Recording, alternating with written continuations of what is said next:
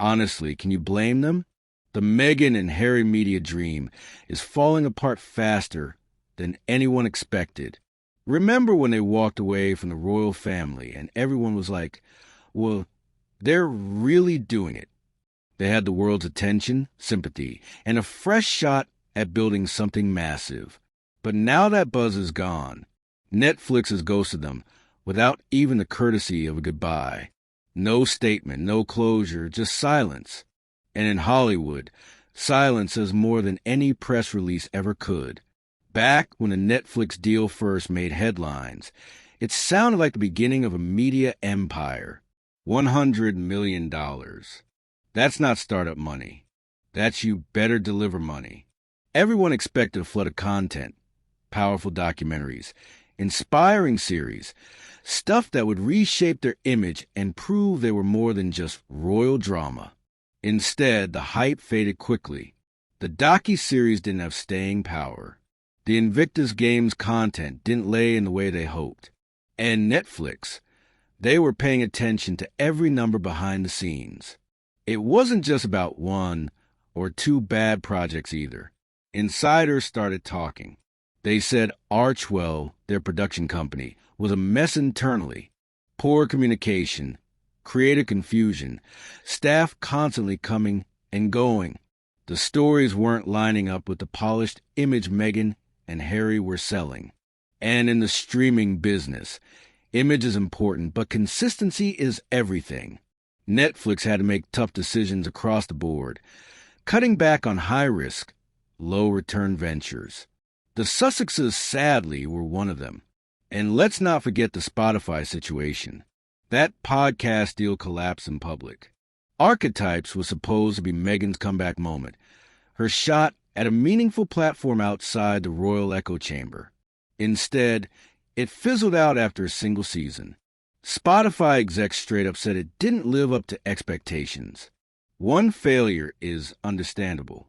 Two in a row, that's a pattern. And when both failures are tied to the same names, people stop looking at the platform and start pointing at the people. Now, they're floating the idea of a deal with Paramount Plus. But here's the thing. Paramount isn't desperate. They've seen the headlines. They know exactly what they'd be signing up for. Two media personalities with mixed track record, inflated expectations, and a fan base that's grown more skeptical by the day. It's not just about fame anymore. It's about trust. Can Meghan and Harry actually deliver something that sticks? The scary part, they had the advantage. When they stepped away from Buckingham Palace, they had full control of their story. That's rare. Most celebrities never get to flip the script like that, but somehow they lost it. The messaging got murky. The projects felt hollow. The audience sensed it, and Hollywood definitely noticed.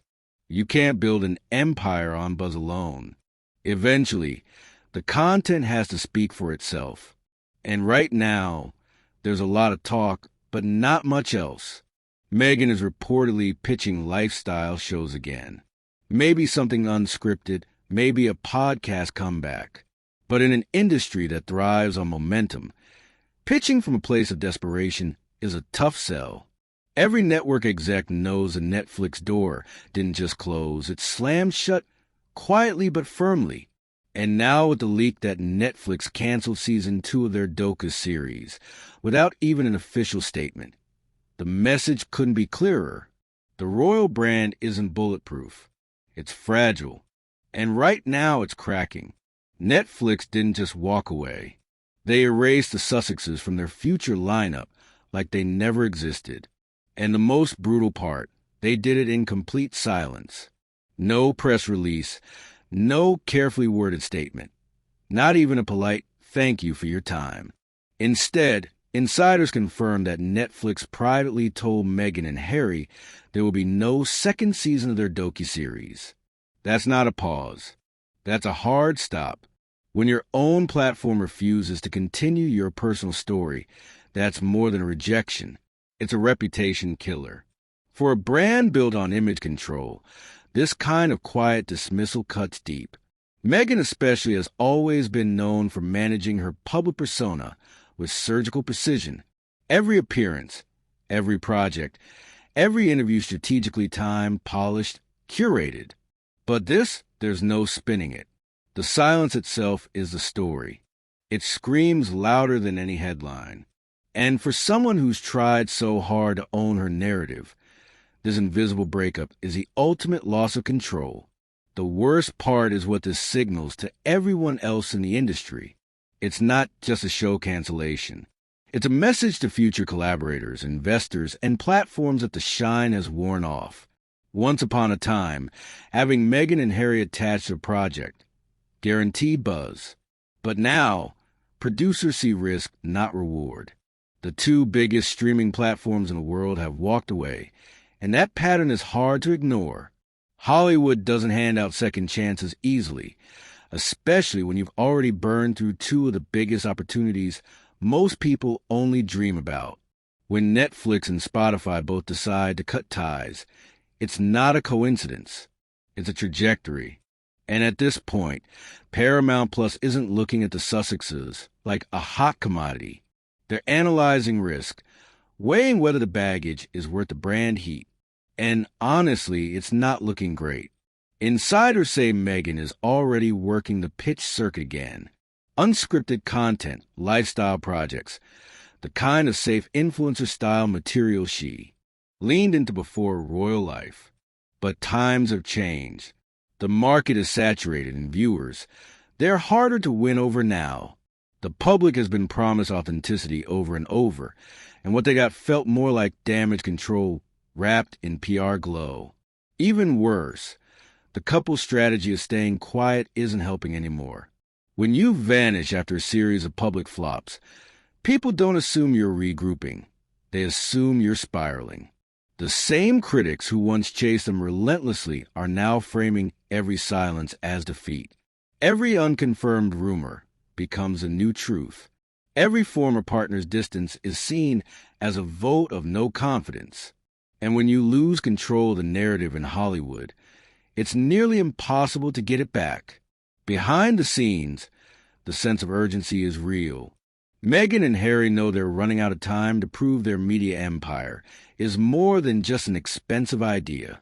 They know the longer they stay in limbo, the harder it gets to land their next opportunity. And now, with no major deal on the table and a growing list of underwhelming projects behind them, they're dangerously close to becoming industry cautionary tales. There's still talk. There's always talk. Rumors of new content, new partnerships, maybe even a full rebrand. But the days of guaranteed headlines and blind faith are over. Platforms want numbers, not names. And unless the Sussexes can flip the script in a big way soon, they're going to find that every room they walk into feels a little colder than the last. Paramount Plus might be the last major door still cracked open, but even that one's hanging by a hinge. The execs over there aren't blind. They've read the coverage. They've watched the numbers. They know the pattern. Two massive platforms gave Meghan and Harry golden opportunities, and both ended in silence and regret. So, if Paramount is considering any kind of deal, it's with extreme caution and probably one foot already out the door. The stakes are higher now than ever before, not just for their next project, but for their whole brand. This isn't about some show or podcast. It's about whether anyone still believes in what Meghan and Harry are selling.